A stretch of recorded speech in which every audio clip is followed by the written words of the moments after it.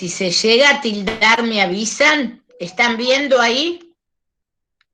Sí, se ve, profe. Se ve Sí, la sí. imagen de Aristóteles.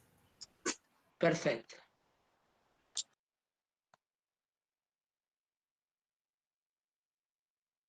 Bueno, la primera cuestión que hay que tener en cuenta y que es influyente en todo el desarrollo filosófico de Aristóteles es que era un meteco en Atenas. ¿Se acuerdan cuando vimos ciudadanos, metecos o extranjeros, esclavos, ¿sí? Había nacido en Estágira, por eso le decían el Estagirita, en el año 384 a.C. Su padre era médico en la corte de Amintas, el padre de Filipo y abuelo de Alejandro Magno, ¿sí? Si Amintas tiene un hijo que es Filipo y Filipo es el padre de Alejandro Magno. Ingresa muy joven, a los 17 años, a la Academia de Platón y permanece allí como por lo menos 20 años, dicen los historiadores, ¿sí? Durante 3 años fue maestro de quien va a ser después Alejandro el Grande de Macedonia, ¿sí? A partir del año 343 a.C. Así como a Sócrates se lo acusa de traición, de pretender influir malignamente en la juventud, para de este modo castigarlo y extraditarlo o expulsarlo de Atenas, para mostrar la corrupción a la que llevaba ese tipo de pensamiento, por motivos parecidos, Aristóteles es acusado de ateísmo. Se tiene que ir de Atenas y muere en el año 322 a.C.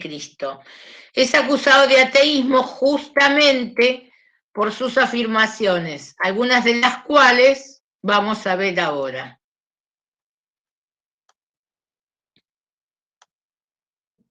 ¿Están viendo bien? ¿Ven ahí que dice Liceo, Likeion? No, no se movió, profe. ¿Sigue sin moverse? No aparece en pantalla completa, profe. ¿Qué ven? ¿Siguen viendo Aristóteles? Se ve la imagen de Aristóteles. Bueno.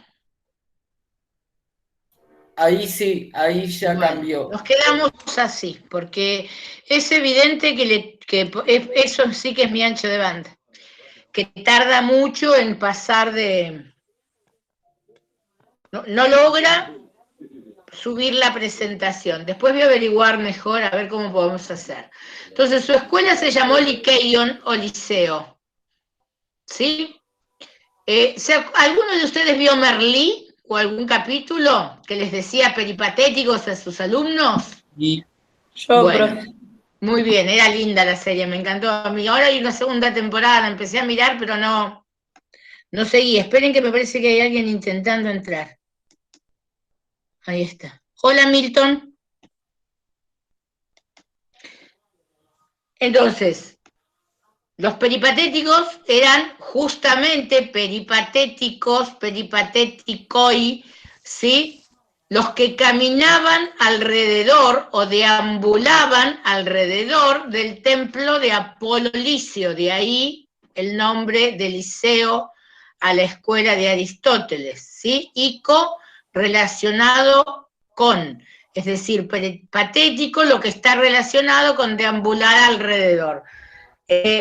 Así como Sócrates, según Platón, enseñaba caminando, como ya vimos en la primera parte de la clase, Aristóteles y sus estudiantes caminaban en los jardines del templo de Apolo Licio, y de ahí el término peripatéticos, y por eso Merlí le decía peripatéticos a sus alumnos. Bueno, el pensamiento de Aristóteles, y por el que es demandado, denunciado y condenado por ateísmo, y debe salir de Atenas, más tomando en cuenta que él no era un ciudadano ateniense, sino que era un meteco, y vieron que los metecos tenían que cumplir determinadas reglas, como vimos en las primeras clases, y tienen en el apunte de la vida en Atenas. ¿Quién habló? nada. ¿Alguien dijo algo? No, profe, tenían que abierto el micrófono. Ah, ok. Entonces, el pensamiento de Aristóteles decíamos. Para Aristóteles no hay actividad humana sin fin. Toda actividad humana tiene un objetivo, una meta, tiende hacia algo. ¿Sí? Toda actividad humana tiene un telos, un destino. Y ese destino para Aristóteles es la felicidad. Eudaimonía o eudeumonía, palabra que me recuesta decir a mí. ¿Sí? La felicidad, la eudaumonía, es el bien último al que aspiran los hombres por naturaleza. Todo hombre que camina quiere ir hacia su propio bien, hacia su propia felicidad. ¿Qué cosa es la felicidad? Bueno, lo que se identifica con la vida buena. Pero ojo, a diferencia de Platón, ¿sí? Y su mirada centrada en un solo tipo de bien, ¿sí? A diferencia de ese monismo platónico en que hay una sola vida buena, una sola idea de bien, que es aquel que está conectado al topos Uranos, para Aristóteles los hombres tienen distintas concepciones de lo que es el bien, de lo que es la vida buena. Y para algunos la felicidad va a consistir en el placer, para otros en el placer ese que veíamos hace un rato, el placer del cuerpo, ¿sí? El placer de Pisimia, las riquezas para otros, los honores para otros, y ese placer va a estar, esa felicidad situada en el timos. Todo el tiempo vamos viendo cómo se relaciona con la manera en que los griegos miraban el mundo, lo que sus filósofos nos han legado. Entonces, ¿cómo puede haber, reflexiona Aristóteles, algún tipo de acuerdo entre quien los dirige, entre el gobernante y el pueblo, los muchos o los todos, cuando hay distintas concepciones de lo que es la felicidad?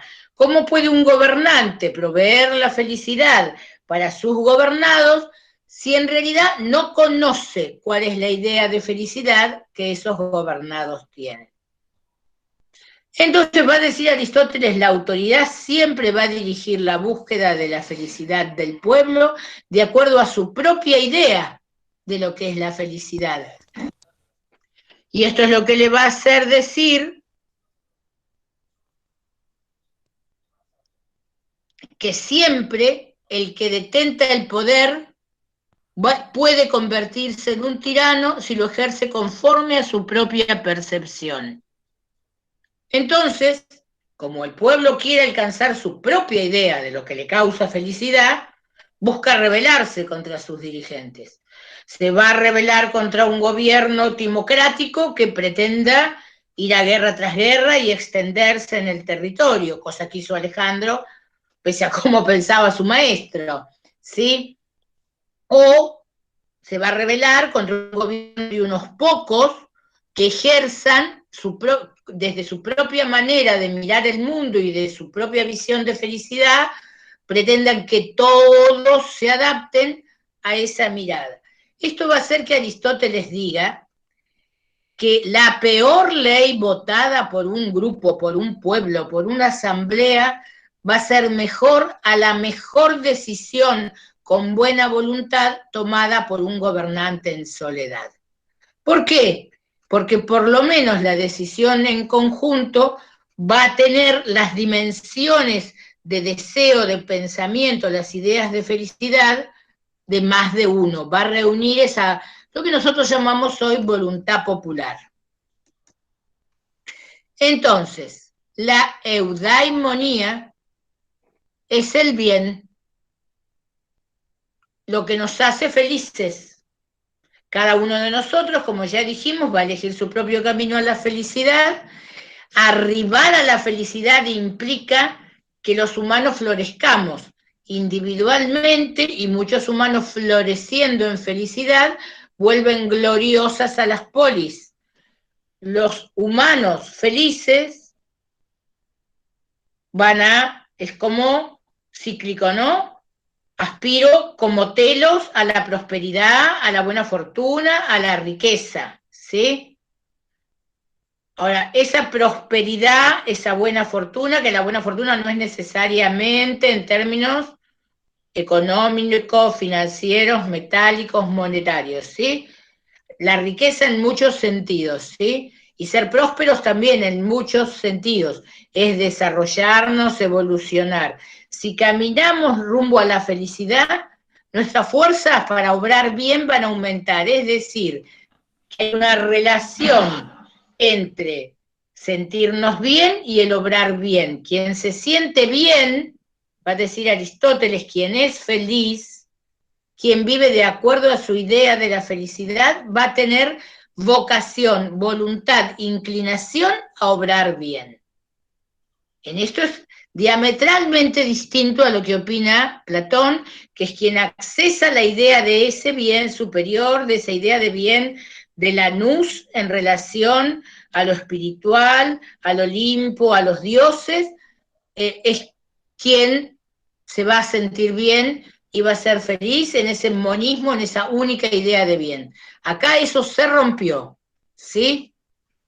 Entonces, llamamos eudeumonistas a aquellas teorías éticas, filosóficas, que se centran en la búsqueda de la felicidad, ¿sí? Que buscan la felicidad como fin de una vida humana. Lo que vamos a ver después de Aristóteles, que vamos a ver Cicerón, y después de Cicerón, a los padres, a lo que el catolicismo llama padres de la Iglesia, Agustín y a Tomás, ¿sí? Toda esa mirada ética cristiana, toda esa mirada teológica cristiana, ¿sí? Que desarrolla toda una teoría, ¿sí? Acerca de la ciudad de los hombres y la ciudad divina, de cómo vivir en la vida terrena en relación a los mandamientos divinos, ¿sí? Bueno, toda esa ética cristiana es una ética que considera que vamos a alcanzar la felicidad, vamos a poder cumplir con los mandamientos, y al poder cumplir con los mandamientos, eso nos tiene que hacer sentir felices, ¿sí? Entonces, y esta vida es un tránsito, no un fin en sí mismo, ¿sí? Esa mirada tiene mucho de platónica, ¿sí? Sin embargo, se lo llama eudeumónica o eudeumonista, porque lo que refleja, ¿sí? Es esa idea del camino hacia una felicidad que está más allá. Bueno, a ver, Aristóteles plantea, y toda su filosofía circula alrededor de algunas categorías, entre otras estas. La praxis es la actividad que yo desarrollo. Entonces, entre otras la actividad política, entre otras la discusión en la polis, o el ejercicio del gobierno mancomunado, articulado, en conjunto, en el marco de la vida de la polis, ¿sí? Entonces, toda actividad, toda acción tiene un telos, ¿sí? Toda acción llevada a cabo prácticamente, toda praxis tiene un consumo, requiere de energía, ¿sí? Toda acción requiere de que se haga algo, se insuma algo para poder concretar y realizar el telos, ¿sí? Entonces, toda acción tiene una poiesis o poiesis, que es la actividad que me va a llevar a obtener el telos, el fin, el resultado, ¿sí? Pero cada vez que yo desarrollo una praxis, voy a obtener un acón, es decir, un objeto, un producto que sale de la actividad, pero que se le diferencia, ¿sí? Que tiene como origen la actividad, pero que es diferente. ¿Cómo vamos hasta ahí?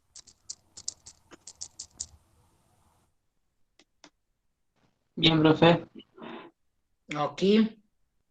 Entonces, por ejemplo, yo como acción talo un árbol. Agarro una sierra y voy a talar un árbol o un hacha. Yo con ninguna de las dos cosas podría, pero se supone que el hombre de Aristóteles puede. Con un hacha o con una sierra va a talar un árbol. ¿Cuál es el primer fin?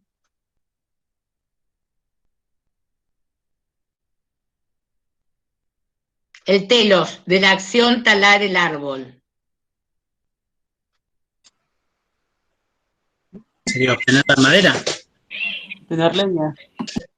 Eso viene después. El primer fin es que se caiga, tener un tronco, ya no un árbol, ¿sí? Entonces el primer ergón, el primer producto va a ser el árbol. En relación a todo esto con la política, por esto se los traigo. Cuando tengo el tronco, entonces ese fin de tener el tronco va a ser la causa de otro fin, que es tener madera. Entonces, el tronco hago tablas, por ejemplo. Ahora bien, ese producto tabla, ese ergón tabla, es la causa, es un fin, pero a su vez es la causa de otro fin, que es, por ejemplo, una silla. Pero una vez que tengo la silla, tengo otro ergón, es decir, otro producto. Pero ese ergón a su vez tiene un telos, que sería ¿cuál?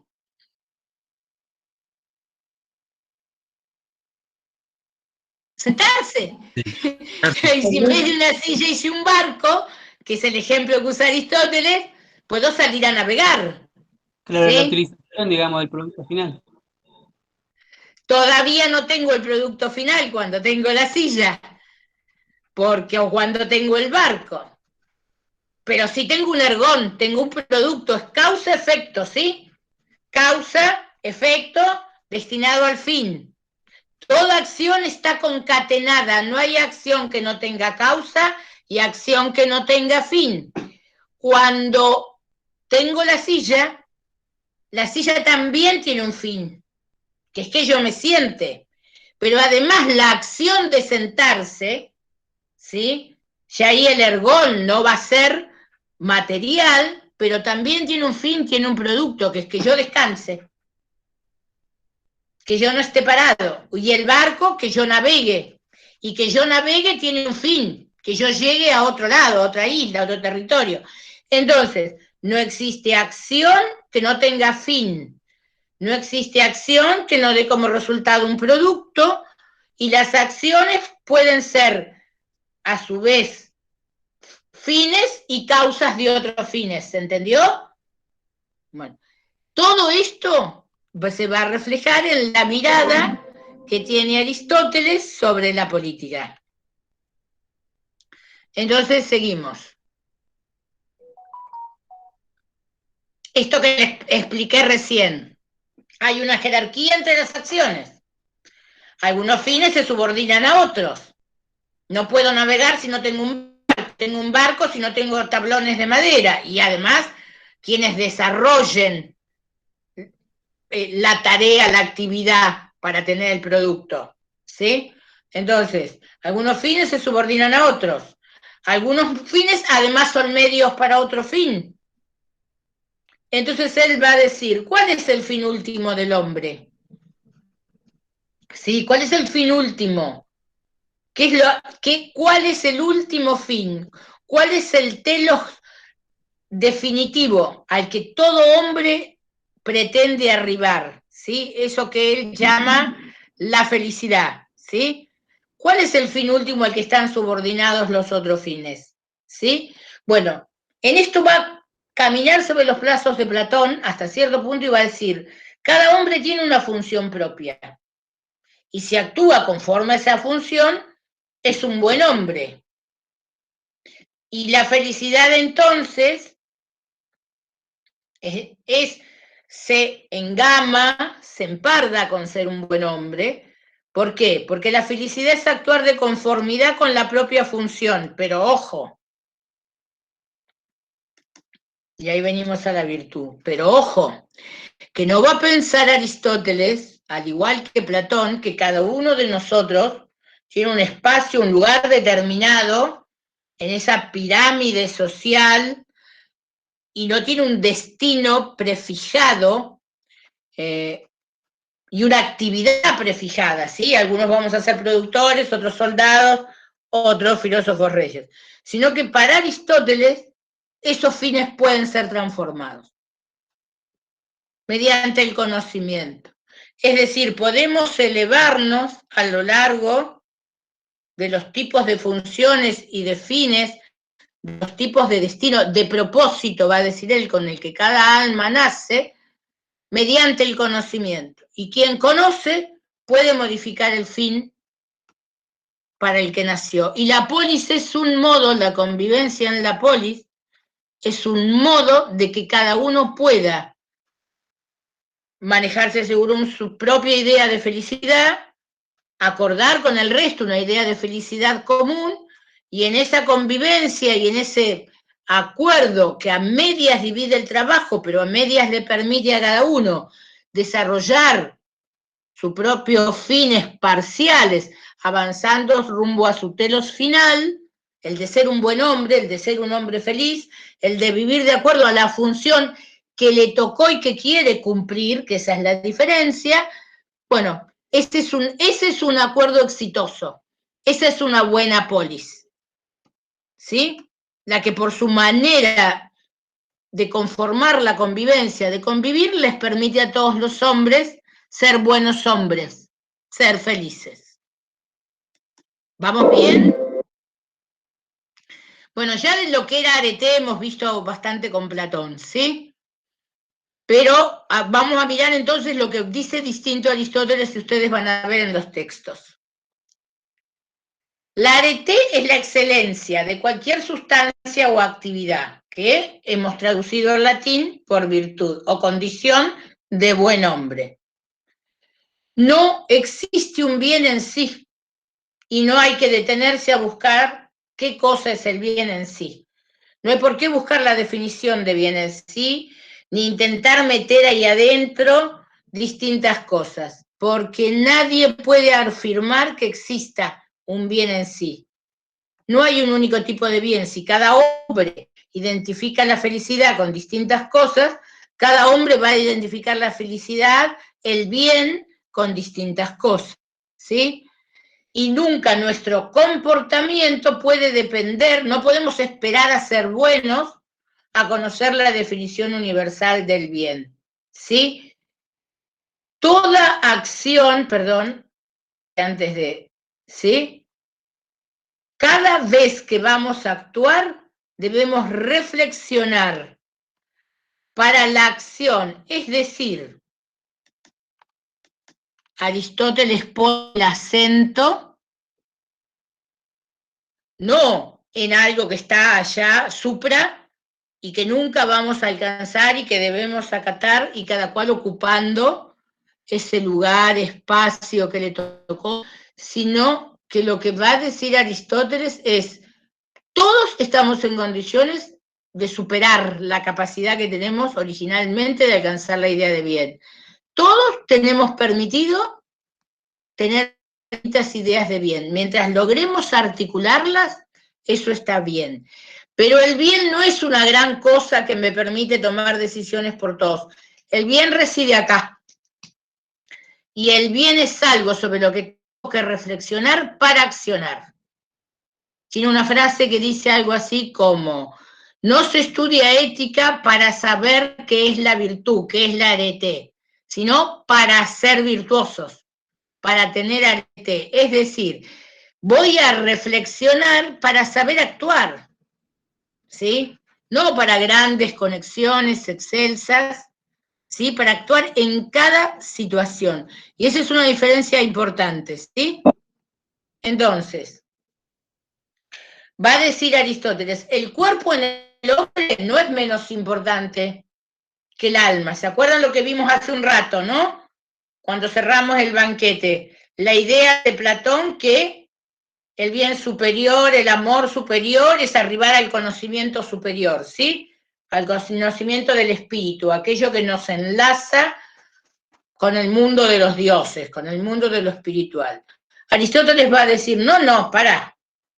Somos alma, sí, pero también somos cuerpo. Tenemos tendencias apetitivas que son propias de la naturaleza animal y las tenemos todos. Y a su vez tenemos tendencias intelectivas, de razonamiento superior, incluso de reflexión espiritual, propias de lo que va a ser nuestra naturaleza racional y que después Agustín va a poner en ese lugar lo de naturaleza divina, ¿sí? Porque entonces, si somos alma y cuerpo y alma, en nosotros conviven dos tendencias y ambas deben ser respetadas, reconocidas, aceptadas, incorporadas y formar parte del análisis que hacemos de cómo accionan los hombres. ¿Sí? ¿Se entendió? Se corre de eso de que el que actúa bien es el que llega hasta acá arriba y con su nu se colgó del topos uranos y dale que va porque ahí lo guían. ¿Sí?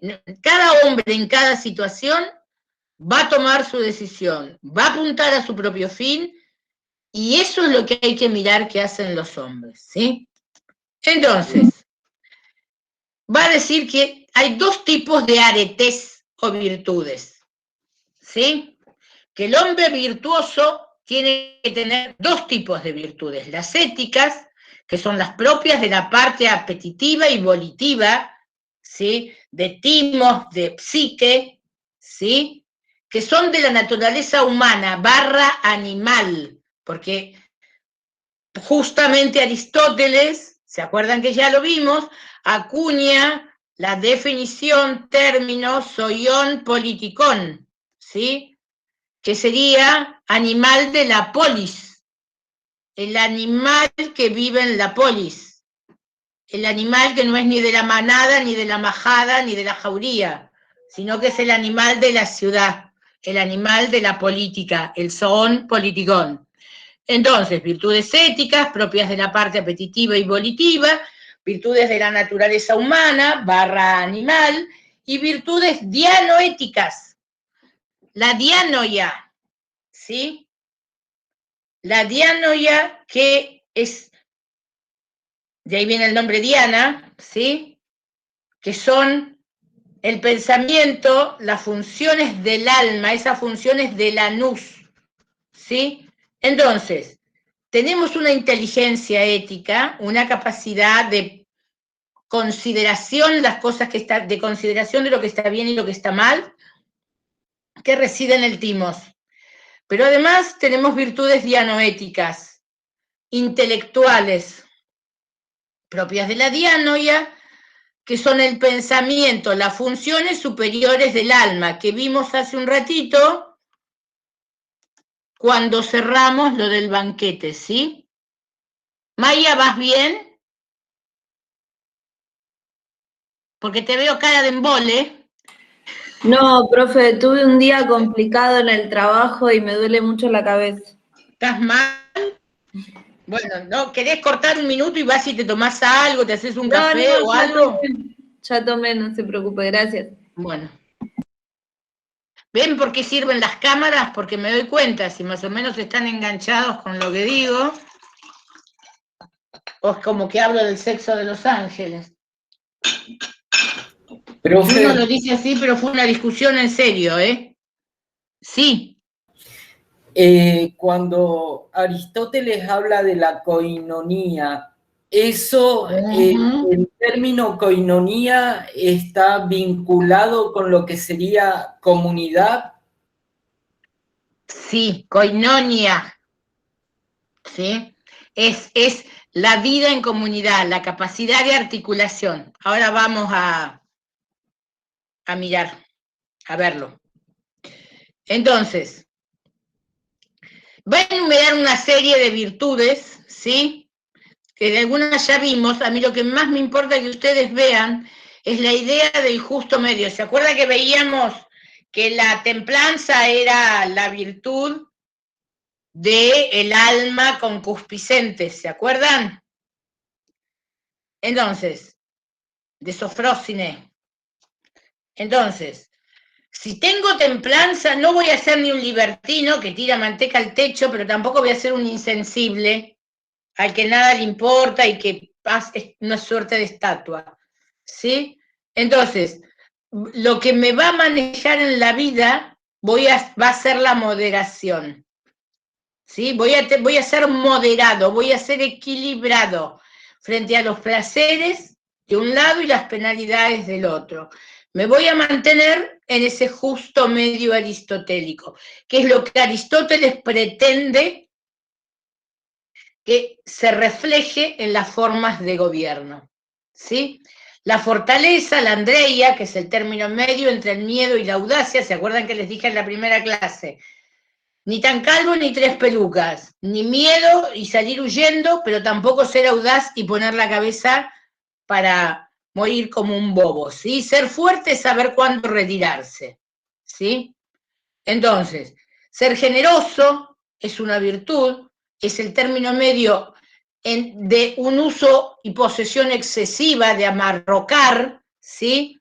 De avaro, y ser un pródigo, que es regalar en exceso, sin tener entonces otra virtud que en el término medio sería poder prever, ser previsor. Aristóteles también considera, y esta es una cualidad que va a querer ver reflejada en los buenos gobiernos, que se mire para adelante, ¿sí?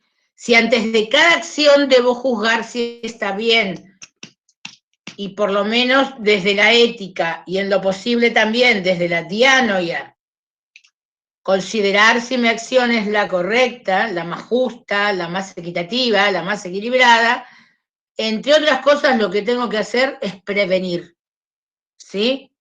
Cualquier hombre y cualquier gobierno tiene que poder prepararse para el futuro. Entonces, la regla del término medio es lo que debe regular las costumbres. Las virtudes, ¿sí?, conducen a la sofía. Las virtudes dianoéticas, ¿se acuerdan lo que veíamos del diálogo de Platón hace un ratito? Eso es sofía, que es el estado ideal de la felicidad. Es decir, cuando logro comprender y saber que es el conocimiento lo que me libera, lo que me lleva a poder ejercer mi libertad, en el marco siempre de la koinonia politiqué, Cristian, ¿sí? De la comunidad política, ¿sí? Porque esa libertad no es la libertad del líbero que juega solo, ¿sí? Esa libertad es la libertad acordada, la libertad de la convivencia, la felicidad que en conjunto se logra cuando todos ponemos lo mejor que tenemos, ¿sí? Entonces él va a hablar de la frónesis, que ya la vimos, ¿sí? La prudencia, la sabiduría, ¿sí? Y antes de la sabiduría, el amor a la ciencia, la intuición. Considera la intuición un tipo de conocimiento. Ojo con esto, porque lo que va a decir es, a veces sabemos sin saber, y hay que escuchar ese sonido, ¿sí? Y saber advertirlo, porque muchas veces nos avisa nuestra capacidad de lectura de la realidad, diríamos nosotros, a veces no se nos hace consciente, diría Freud, ¿sí? Y nos está guiando de algún modo psique, porque somos animales, tenemos instintos también, ¿sí? Bueno, no viene tanto el caso. Entonces, se puede alcanzar la eudeumonía, de la que hablábamos antes, palabra que como siempre me cuesta decirla, por la práctica de las virtudes, tanto de las del valor como de las del conocimiento. Y siempre vivir bien, vivir felices, ¿sí?, es el resultado de las acciones humanas. Es decir, si es el resultado de las acciones humanas, no son los dioses los que determinan quién va a ser feliz, ni son los dioses, que era algo con lo que Platón hasta cierto punto acordaba, o por lo menos se lo ponía en la boca a Sócrates, ¿sí? Y mucho más, pensemos en los presocráticos, Si la felicidad deviene y pende de las acciones humanas, somos nosotros quienes debemos comportarnos de cierta manera, individualmente o personalmente, per se, cada uno con su máscara, y en grupo, en la koinonia politicae. Entonces, y esta frase de Aristóteles se las traigo porque no es un tema menor. La ciudad, polis, es decir, la ciudad-estado, es una de las cosas que existen por naturaleza, y el hombre es por naturaleza un animal político, zoion politikon. Es decir, la polis no surge de un pacto, de un contrato, de un acuerdo, ¿sí? No es una decisión de los humanos. No salimos de, como van a decir siglos después los contractualistas, o el propio Maquiavelo, que vamos a ver sobre fines del cuatrimestre, no salimos de un estado de naturaleza, de un estado de desorganización por decisión, para conformar la polis. La polis existe. Las decisiones que los hombres toman son las de accionar bien, que son las que los llevan a ser felices y llevan a la mayor gloria de la polis. Pero la polis tiene una existencia propia, ¿sí? Y los hombres solo pueden ser felices, existir y realizarse dentro de su polis.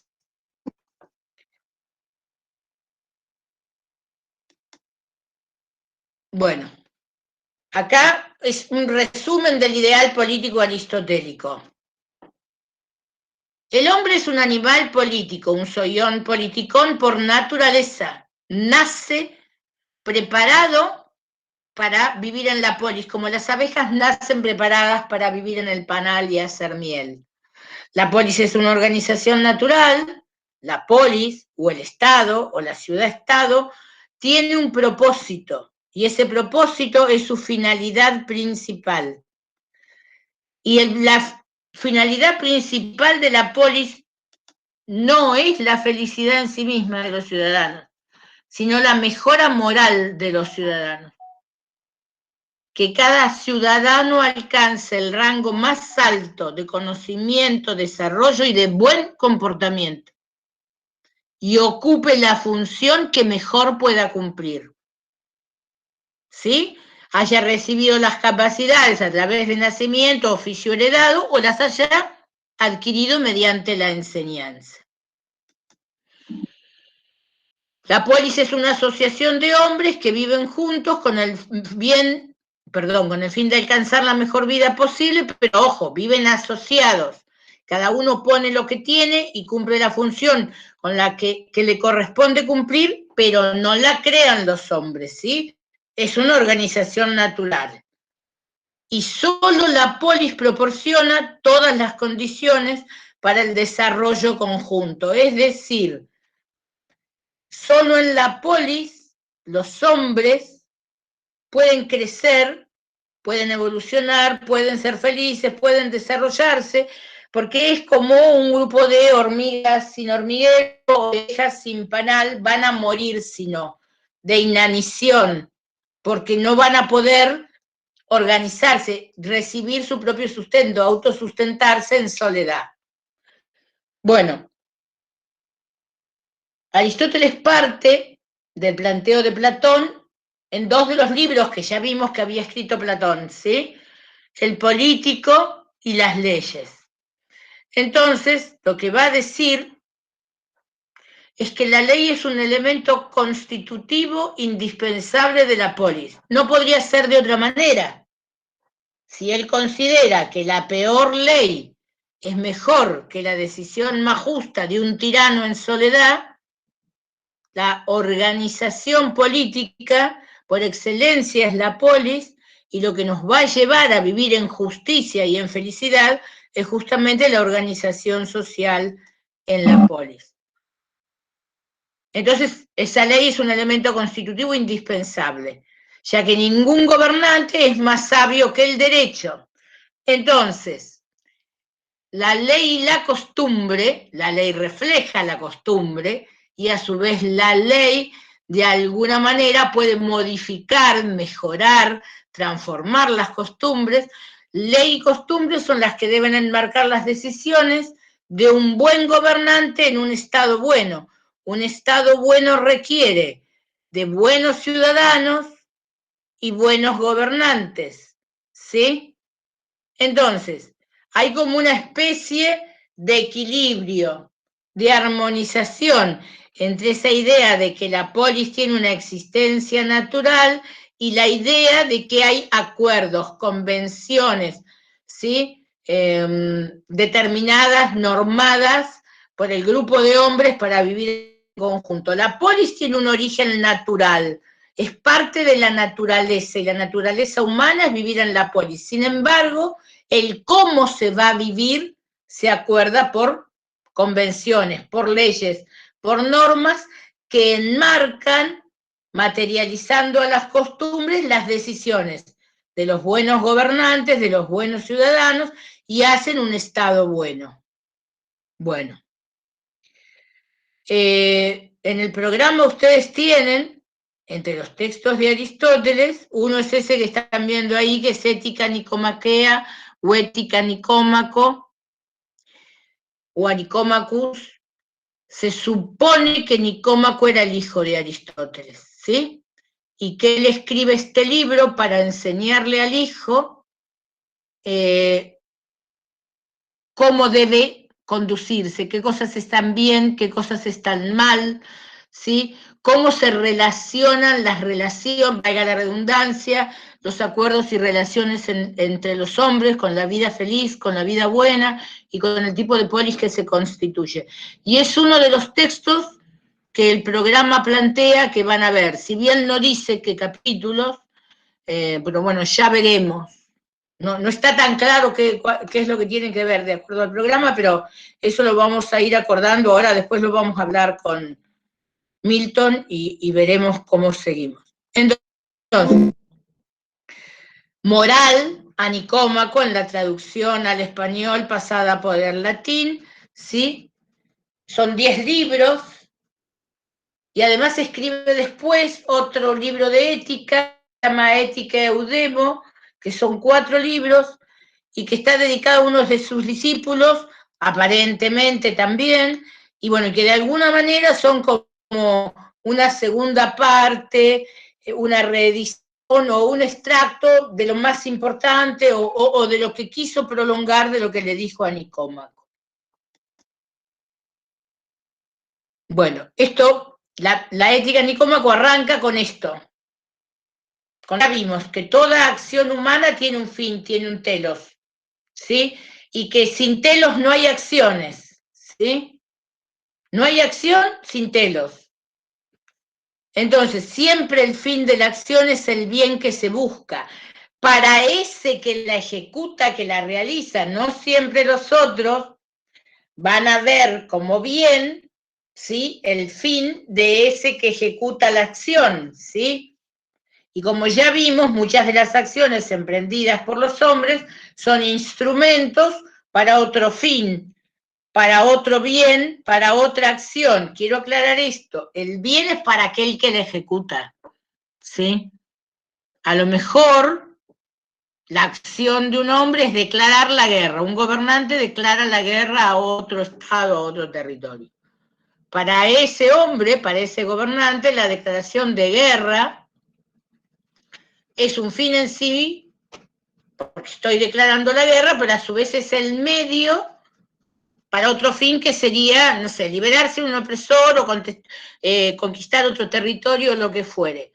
Y él lo va a ver bien, y seguramente otros hombres también lo van a ver bien. Sin embargo, y esto Aristóteles ya lo ve en ese momento, a otros hombres con una idea distinta, con un telos distinto, con una mirada sobre la felicidad distinta, puede parecerles mal.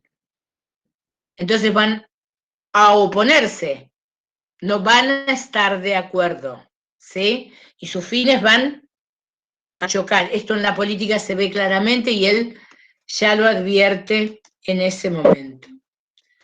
Entonces, bueno, como no sabemos qué libros vamos a ver, rápidamente, ¿sí? Imagínense que son 10, ¿sí? Y se llama Ética para Nicómaco. Obviamente, gran parte del libro de lo que habla es de la ética como fin, la concepción teleológica, la concepción de la ética como un fin para vivir en la felicidad, ¿sí? Entonces, bueno, esto ya se los dije, pero esto es como lo principal del libro 1, la diferencia entre virtudes morales o éticas y virtudes intelectuales. Esperen que se me enroscó el mouse. Entonces, de ese libro 1, yo traje este párrafito. Siendo como son en gran número las acciones y las artes y ciencias, es decir, siendo como son en gran número las cosas, los hechos de los hombres, lo que hacemos y que tiene que tener para nosotros un fin que nos va a llevar a una situación de mejora, ¿sí? Un fin que nos va a llevar rumbo al bien, al menos para el que ejecuta la acción, pero a su vez también son muchas las artes y muchas las ciencias, y cada arte también tiene un fin, y ese fin en las artes se compone de una serie de acciones, y a su vez las ciencias también tienen un fin, en general el conocimiento, pero en particular el de cada ciencia es un conocimiento diferente, ¿sí? Y además cada ciencia tiene un conocimiento diferente, pero dentro del fin general de esa ciencia yo voy a tener el fin particular, objeto que estoy investigando, mirando, cuyas características quiero conocer. Entonces los fines son muchos, ¿sí? Entonces el fin de la medicina es la salud, el de la construcción naval es el navío, del que hablamos hace un rato, el de la estrategia es la victoria, es decir, tengo un fin mediante la estrategia, que es la victoria, en principio, en la guerra, ¿sí? En una campaña política también, por ejemplo, el marketing toma esto y habla de una estrategia para la victoria en la campaña política, y el de la ciencia económica es la riqueza, es decir, quien estudia la economía, los cultivos, la cría de animales, la manera en la que puede distribuirse, la manera en la que puede aumentarse la producción, está estudiando la riqueza o el modo de generar riqueza. Déjenme tomar un trago de agua. Todo arte, es decir, piensen que hablamos de que los artesanos y los agricultores, ¿sí? Que eran como el escalón más bajo dentro de los ciudadanos. Es decir, toda actividad desarrollada por los artesanos, toda investigación rumbo al conocimiento, ¿sí? Lo mismo que toda acción y elección parece tender hacia algún bien. Todo está hecho para lograr un beneficio, algo mejor, ¿sí? Entonces, el bien es aquello a que todas las cosas aspiran. E insisto con esto, no hay acción sin fin, sin un telos, y no hay acción sin un telos que pretenda estar mejor. No importa que el que la ejecute esté equivocado, ¿eh? O que yo piense que está equivocado. Para él, esa acción es la que lo está llevando a una situación mejor. Miren, pongo un ejemplo de la política actual en nuestro país. Se está tomando la decisión de prohibir la exportación de ganado vacuno, ¿sí? Bueno, que no se exporta en pie, sino que es carne lo que se exporta. Y el bien que se espera alcanzar, el telos de la acción, es que haya más carne para el consumo interno y que bajen los precios. Porque se supone que si los exportadores no pueden, si los exportadores no pueden exportar, los productores no les van a vender a las exportadoras y van a mandar esa carne al consumo interno. Evidentemente, quien está tomando la decisión está convencido de que tiende a un bien, ¿sí? Su telos es que baje, que aumente la cantidad, la oferta en el mercado interno, porque no se exporta y por lo tanto el aumento de la oferta tenga como resultado la disminución del precio. Y otros desde afuera, estás equivocado, le están diciendo. Ese telos que estás buscando no se alcanza con esta acción.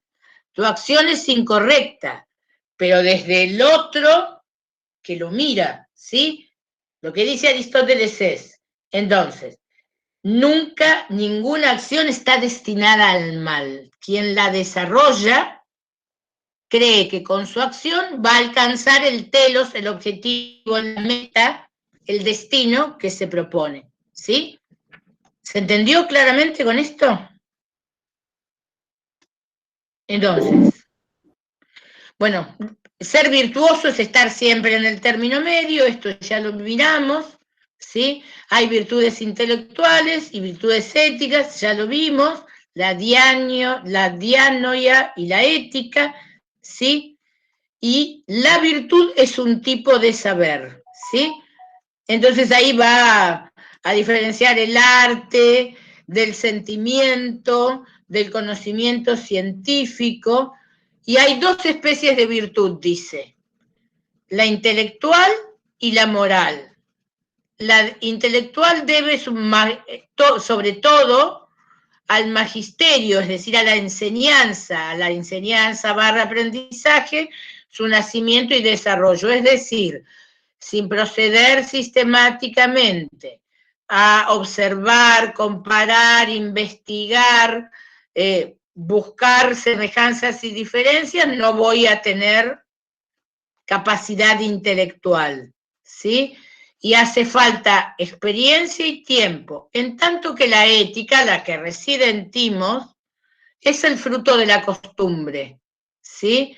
De la cual ha tomado su nombre, ¿sí? Por una ligera inflexión del vocablo, dice, es decir, que lo que aprendemos a obrar bien en las acciones diarias, en aquellas que nos llevan a ser buenos hombres, que van a constituir entonces una buena polis, es lo que aprendemos en el hogar. ¿Sí? Hoy lo llamaríamos en el proceso de endoculturación y socialización primaria.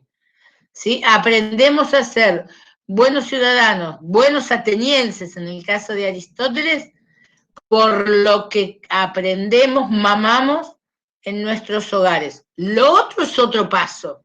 En esto coincide con Platón, ¿sí? Aumenta, es un paso más arriba, ¿sí? Es llegar a la posibilidad de descubrir el amor al conocimiento y entonces desarrollar. Hagamos 5 minutos más y los libero.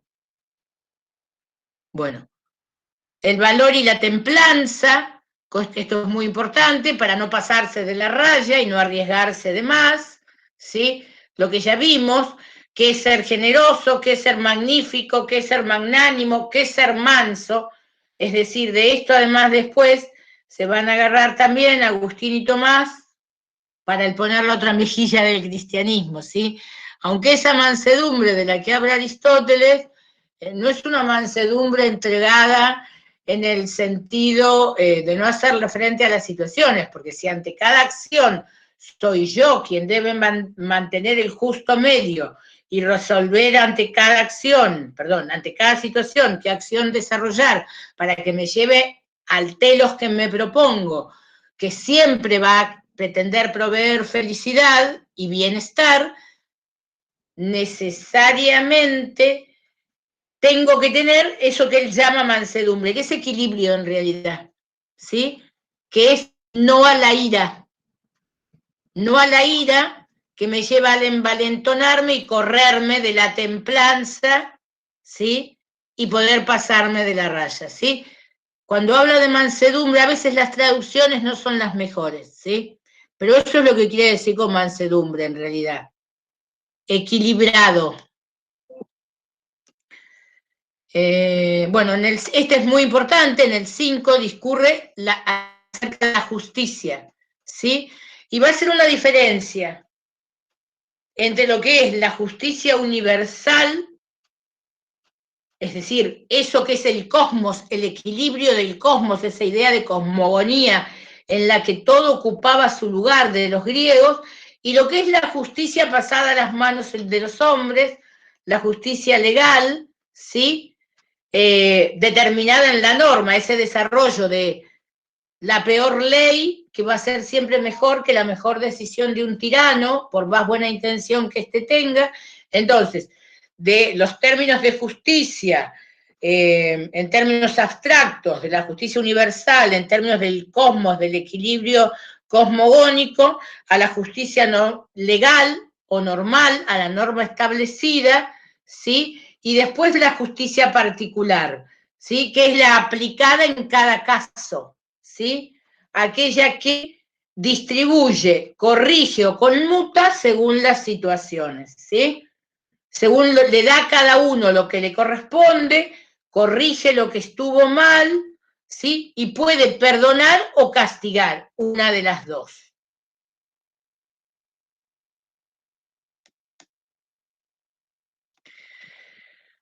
Bueno, en el libro sexto, el 5 es muy importante, ¿sí? Es uno de los que vamos a repasar, a mirar, a leer, ¿sí?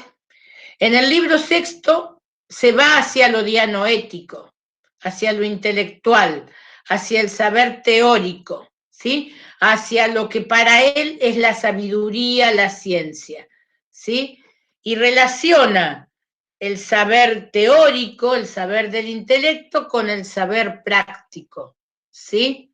Entonces, lo que nos interesa es cómo se sube en eso que vimos antes de Platón, en el diálogo que estuvimos viendo, cómo pasamos del conocimiento, del equilibrio, de las virtudes del alma buena, de la belleza de las acciones y pensamientos del alma buena, ¿sí? De la prudencia, a entender con el intelecto, con psique primero y con nous después, desde el saber práctico a el saber superior, teórico, ¿sí? Que es reflexivo siempre, ¿sí?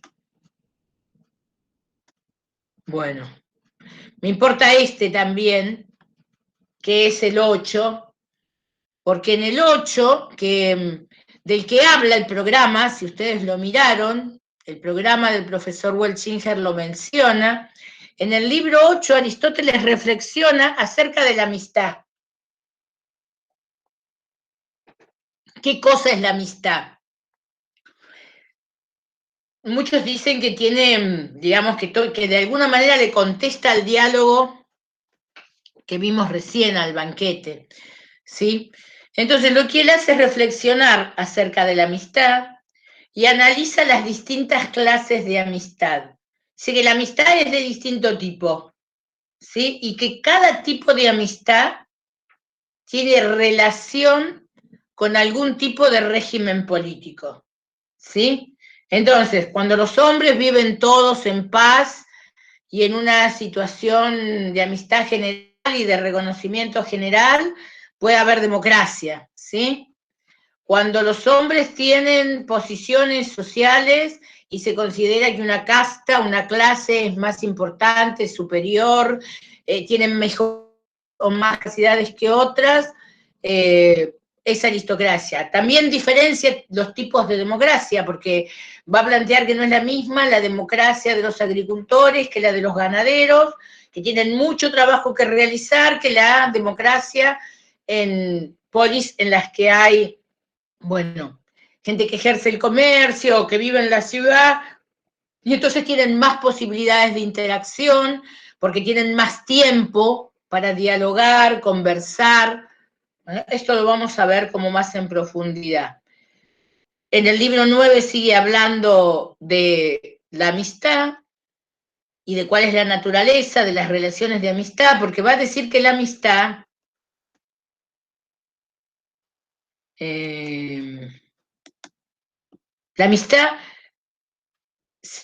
siempre es benevolente, es decir, benevolente, volición de bien, siempre va a querer el bien del otro que es el amigo, ¿sí?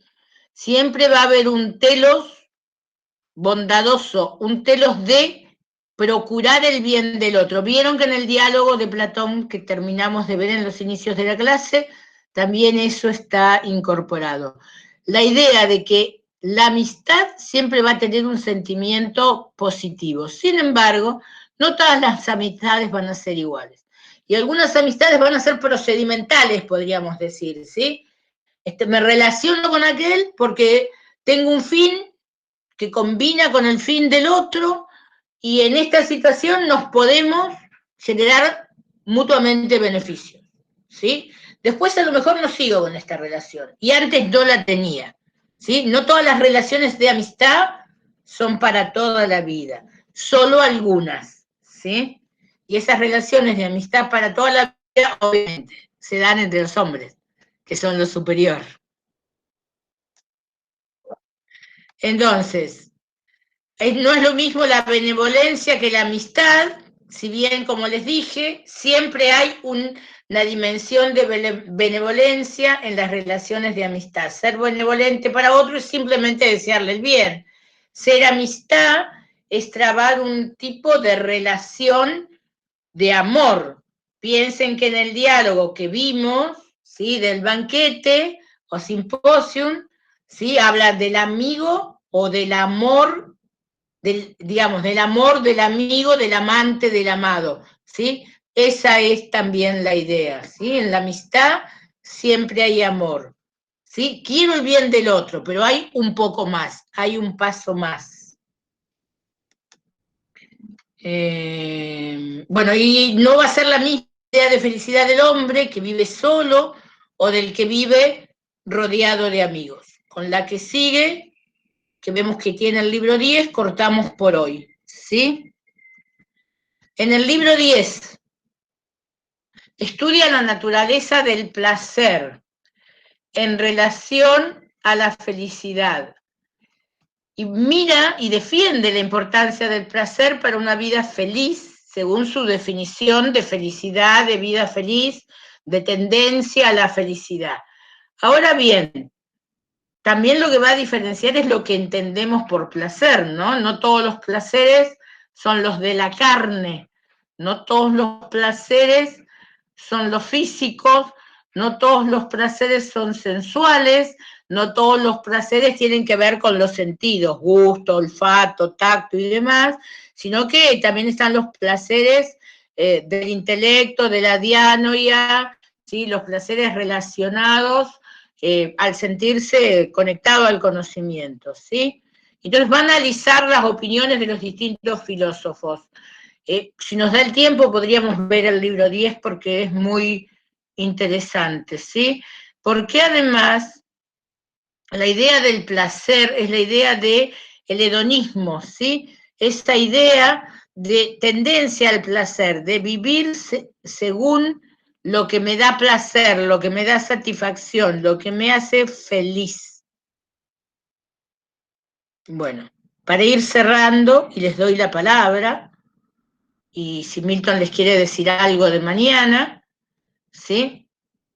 La clase que viene, vamos a ver el otro libro que el programa indica que es La política de Aristóteles, ¿sí? Que es donde él hace todo su desarrollo sobre las formas de gobierno puras e impuras, que ustedes vieron conmigo el año pasado en Fundamentos, así cortito. Ahora vamos a mirar cómo es el devenir de estas formas puras e impuras y qué implica que hay atrás de esto. Que además, esto que dijo Cristian de la koinonia politiqué, de la comunidad política muta, cambia, se transforma de acuerdo a la forma de gobierno en la que se vive, pero sigue siendo comunidad política, ¿sí? En esta idea que Aristóteles también tiene de que solos no podemos alcanzar el bien, ¿sí? Nuestro fin de ser felices, por eso esto del hombre en soledad y el hombre con amigos, ¿sí? Tiene más posibilidades de ser feliz quien tiene amigos, ¿sí? Y más posibilidades de alcanzar el bien. quien resuelve vivir en soledad toma una decisión que va a modificar su modo de enfrentar el mundo. Y hay toda una cuestión acá con su mirada que también tampoco es del todo amigable, ni con sofistas ni con estoicos, ¿sí? Ni con epicúreos. Tiene también una mirada desde el logos, en las que, bueno, la luz que tiene que guiarnos es el conocimiento, y esa idea de felicidad y de bien atada al conocimiento, pero que pone en juego los valores y que nos van a llevar al telos de la mejor vida y de una vida en comunidad, una buena vida en comunidad.